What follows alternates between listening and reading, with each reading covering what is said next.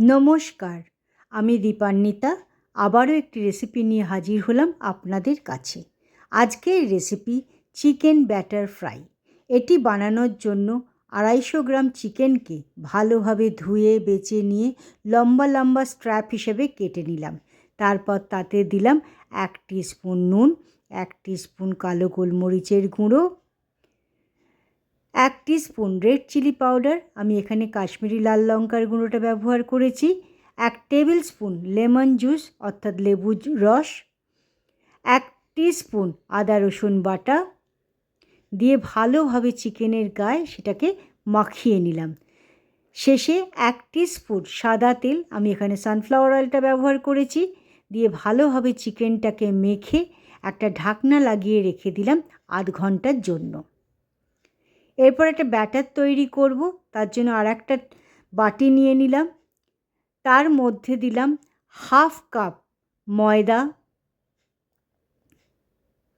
1/4 cup cornflour,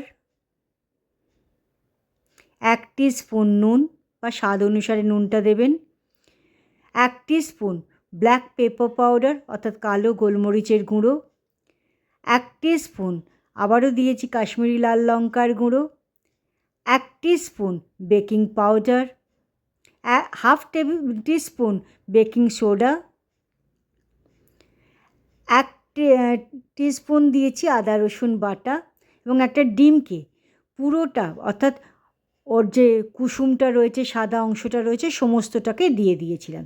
দিয়ে ভালোভাবে প্রথমে হাত দিয়ে মাখতে শুরু করলাম, ডিম দিয়ে ময়দা দিয়ে। তারপর অল্প অল্প করে জল দিয়েছি আর মাখতে থেকেছি। এইভাবে অল্প অল্প করে জল দেবেন এবং মাখতে থাকবেন, একসঙ্গে পুরো জলটা দেবেন না। এরকম একটা থিক স্মুথ ব্যাটার, একটা গাঢ়ত্ব হবে। এবং সবার শেষে দিয়েছিলাম আমি 1 টিস্পুন ভিনিগার, ওই বেকিং সোডা বেকিং পাউডারটাকে অ্যাক্টিভেট হতে দেওয়ার জন্য। আবার সেটাকে দিয়েও ভালোভাবে মিশিয়ে নিলাম। ভালোভাবে মেশানো হয়ে গেলে তাকেও একটা ঢাকনা দিয়ে রেখে দিলাম 10 থেকে 15 মিনিটের জন্য। এবারে চলে এলাম গ্যাসের কাছে। গ্যাসের আগুনটাকে জ্বালিয়ে দিয়ে কড়াটা চড়িয়ে দিলাম। অবশ্যই সেটা 10-15 মিনিট বাদেই কাজ। তাতে যোগ করলাম ভাজবার মতন সাদা তেল। তেলটা ঠিক মতন গরম হয়েছে কিনা দেখার জন্য 1 ড্রপ ব্যাটার ফেলে দেখে নিলাম যে তেলটা ভালোভাবেই গরম হয়ে গেছে। তারপর একটা ম্যারিনেটেড চিকেনকে নিয়ে সেই ব্যাটারের মধ্যে ভালোভাবে ডুবিয়ে নিয়ে আমি তেলের মধ্যে ছেড়ে দিতে লাগলাম। এইভাবে প্রত্যেকটা চিকেনকেই আমি একইভাবে ব্যাটারে ডিপ করেছি এবং তেলে ছেড়ে দিয়েছি। তারপর 2 থেকে 3 মিনিট ধরে গোল্ডেন ব্রাউন হওয়া পর্যন্ত সেটাকে ভাজতে হবে এবং ভাজাটা ক্রমাগতই করতে হবে, ছেড়ে দিলে পুড়ে যেতে পারে। আর 2-3 মিনিট বাদে সেগুলিকে আমি তেল থেকে তুলেও নিয়েছিলাম। এইভাবে প্রত্যেকটা ব্যাচে একসঙ্গে এক গাদা দেবেন না, ওই 3-4টে করে দিয়েই ভাজবেন। এরমভাবে একটা করে ম্যারিনেটেড চিকেনকে ব্যাটারে ডিপ করেছি, তারপর তেলে ছেড়ে দিয়েছি।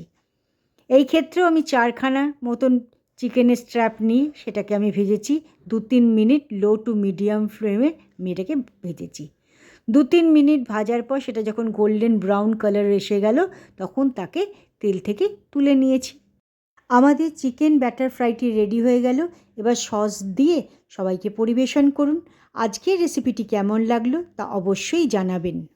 ধন্যবাদ।